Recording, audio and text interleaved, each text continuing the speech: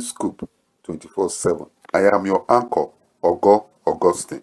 Oil marketers are to begin direct purchase of premium motor spirit, popularly called Petrol, from the Dangote Refinery between Thursday and next week, as Nigerian National Petroleum Company Limited pulls out as sole off-taker of the product from the refinery.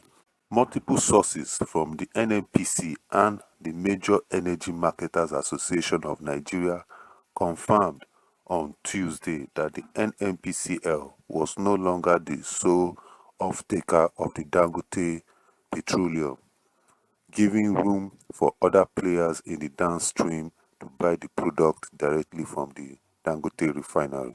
This came as unconfirmed report states that the Nigerian Midstream and Downstream Petroleum Regulatory Authority has released new petroleum price which is higher than the current pump price in various locations nationwide. Meanwhile, oil marketers said that the decision of NNPC to stop being the sole off-taker of the petroleum product from the Dangote refinery means that the federal government has systematically stopped subsidy of petrol completely. The report showed that NNPC was paying subsidy of about 3.3 billion naira daily on Dangote petrol, meaning that in 30 days it might spend up to 99 billion to subsidize the Dangote petrol to marketers. The Senate on Wednesday expressed agreement with the Supreme Court judgment of July 11, 2024, which guaranteed autonomy to the 774 local government areas across the country. It faulted moves by some governors to enact laws to mandate the local government council in their state to remit allocation into a joint account. The Anambra State House of Assembly passed the Local Government Administration Bill 2024 on Tuesday, facing condemnation from civil society groups and opposition parties, including the Labour Party lawmaker in the assembly. They alleged that the bill was an attempt by the governor Soludo to arm twist the council chairman into paying the federal allocation back into the state. Report indicates that some other state House of Assembly have also enacted bills regarding the local government administration. Barely 3 weeks after raising the pump price of premium motor spirit, popularly known as petrol, Nigerians were outraged when the Nigerian National Petroleum Company Limited on Tuesday adjusted the pump price of the commodity as oil marketers foresee further price hike in the short term. The national oil firm raised the retail price of petrol in Abuja to 1,060 naira from 1,030 naira per litre, observed on all NNPCL stations in the Federal Capital Territory on Tuesday. In Lagos, it was confirmed that the NNPCL increased the unit price of the commodity from 998 naira to 1,025 naira per litre, which received widespread criticism and condemnation from organized private sector, civil society, and other Nigerians in general. Experts and key followers of the Nigerian oil and gas sector fear inflation in the country may further skyrocket following the lasting hike after it rose to a 25-year high 34.2% in June, which could compound the hardship in the country. The president of Dangote Group, Alhaji Aliko Dangote, raised the concern in Abuja on Tuesday after he was summoned by President Bola Ahmed Tinubu alongside with the Minister of Finance Wale Edun and the Group Chief Executive Officer of NNPCL Melik Kyari. The Minister of Power Adebayo Adelabu says that there is a need to have power grid in different regions of the state to put an end to the intensive power grid collapse. The minister stated this on Wednesday when he unveiled an electricity meter manufacturing company in Lekki area of Lagos State. The minister also said the grid collapse are almost inevitable in Nigeria given the deplorable state of the country's power infrastructure. According to him, having multiple power grid in each region and state would ensure stability. He noted that the decentralization of the power sector would help the plan to build grids in each region, saying this was made possible by the Electricity Act signed by President Bola Ahmed Tinubu in 2023. Barring any last-minute resistance from state governors, direct payment of statutory allocation to local government area will kick in by November 2024. This was as the Economic and Financial Crime Commission assured of its commitment to diligently monitoring and tracking expenditure of the 774 local government chairmen from the revenue disbursement allocated from the federal government every month. The latest development marks a significant turning point in the implementation of the local government autonomy as mandated by the Supreme Court and ahead of the October 31st deadline set for the states to conduct local government elections.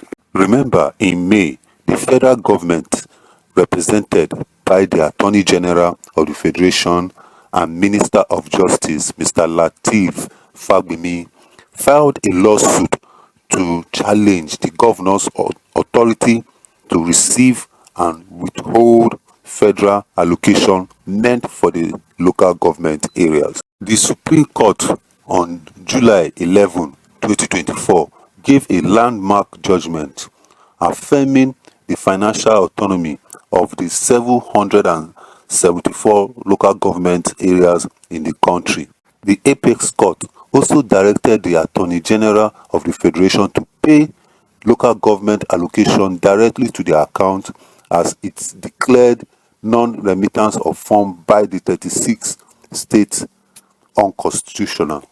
The scrapping of the Niger Delta Ministry raised mixed reaction yesterday with a host of Niger Delta leaders and activists kicking against the move as the federal government explained that the ministry was renamed, not scrapped, urging President Bola Ahmed Tinubu to explain to the people of the Niger Delta why he scrapped the ministry. Chief Clark alleged that the federal government was planning to use the resources of the South-South zone to fund other zonal development commissions. Briefing State House correspondent after the Federal Executive Council meeting yesterday, Special Advisor to the President on Information and Strategy, Mr.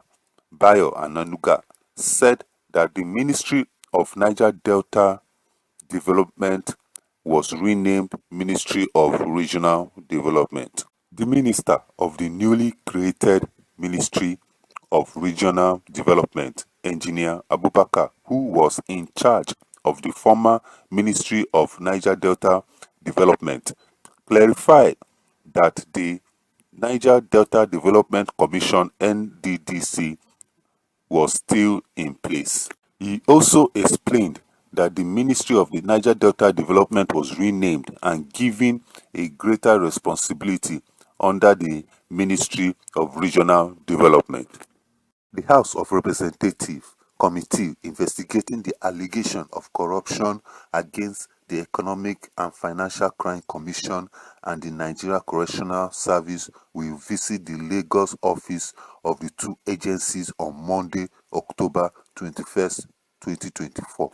The allegations were made by a controversial cross-dresser popularly known as Bobrisky through a recorded telephone conversation obtained by a social media influencer popularly known as a very dark man. The chairman of the investigating committee told some journalists on Monday that the committee will visit Lagos for its investigation. Bobrisky was convicted on the 5th of April 2024 by the Federal High Court in Lagos and sentenced to 6 months in prison for the abuse of the naira. But on the same August 5th, 2024, Bobrisky regained his freedom following allegation of receiving preferential treatment while in custody. The federal government has dismissed reports claiming that the United Kingdom endorsed a petition submitted by the Yoruba Nation agitator Sunday Igboho. The petition, which called on the UK government to consider the creation of a Yoruba nation, was submitted at 10th Downing Street, London last week. In a statement on Tuesday, the spokesperson of the Ministry of Foreign Affairs described media reports surrounding the petition as highly misleading. The spokesperson clarified that the UK had no official involvement or endorsement of the document.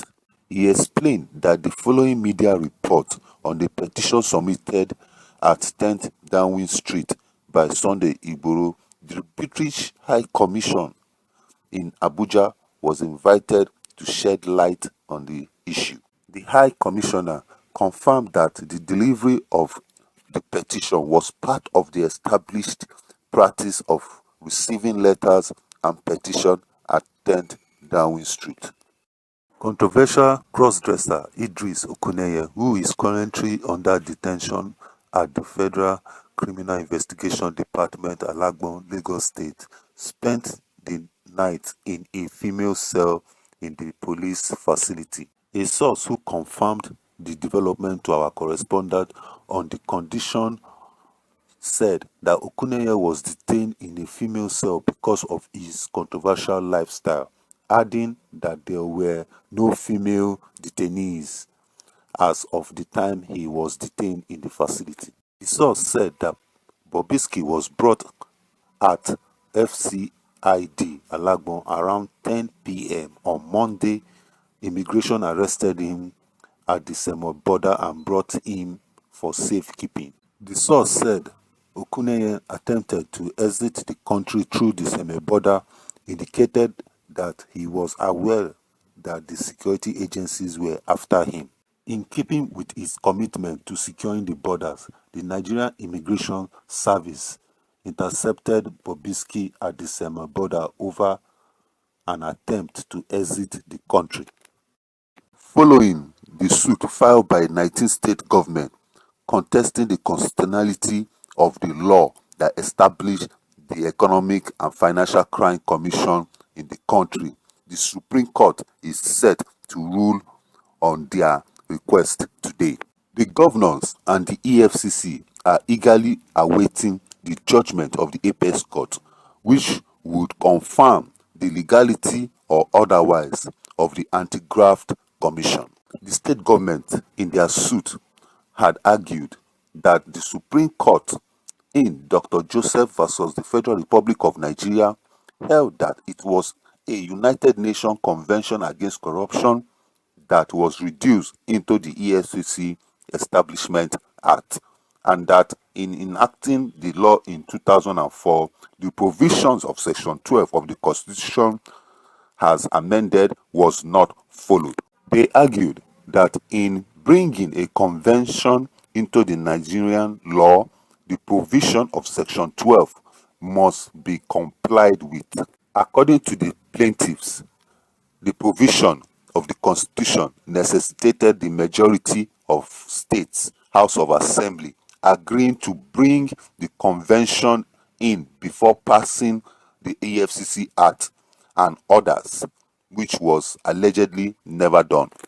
Protest erupted at the People's Democratic Party's secretariat in Port Harcourt, Rivers State on Thursday, as tension rise ahead of the local government elections scheduled for October 5th, 2024. The protesters, who arrived in huge numbers at the party secretariat, forced security operatives to step in to control the crowd and manage traffic congestion in the area, Newsmail reports. The unrest follows growing concern over the delay in the releasing of the 2023 voters' register by the Independent National Electoral Commission to the Rivers State Independent Electoral Commission. Despite the court ruling, Governor Similaya Fubara maintained that the election would go on as planned. Fubara expressed confidence that the Supreme Court earlier ruling, which mandated that all states in the federation must have a democratically elected local government executive, supports his position. The Independent National Electoral Commission has announced that over 2 million registered voters will participate in the November 16th governorship election in Ondo State. The resident electoral commissioner in the state, Mrs. Oluwatoyin Babalola, disclosed this on Saturday in Akure while addressing newsmen on the commission's preparedness for the election. Mrs. Babalola revealed that over 1 million male registered voters and another 1 million female registered voters, while over 726,000 registered voters are youth, while 721,000 registered voters are middle-aged. She said that the Commission has concluded arrangements to ensure a free, fair election process. INEC has concluded the voters' registration exercise, which saw a significant increase in registered voters across the state. The total number of registered voters combined with the previous registered voters now stand at 2.053 million voters. The Nigerian Petroleum Company Limited has again failed to begin fuel production at the Port Harcourt Refinery in Rivers State. This is despite the refinery failing to commence operation after about 6 postponements as of August 2024. Newsmen observed that the promise made to Nigerians by the Federal Ministry of Petroleum Resources and the NNPC about the refinery has continued to hit brick wall. After the failure of the early August promise, the Chief Financial Officer of the NNPC, Mr. Ajayi, said that the Port Harcourt Refinery will commence operation in September 2024. Speaking to journalists in August, Mr. Ajayi said that the petroleum product would be ready for testing before being supplied to the domestic market in September. But as September has ended, the NNPCL did not give any update on the refinery. Thank you for watching Daily Scoop, but we will keep you updated on all developments. Please like and subscribe, and God bless Nigeria.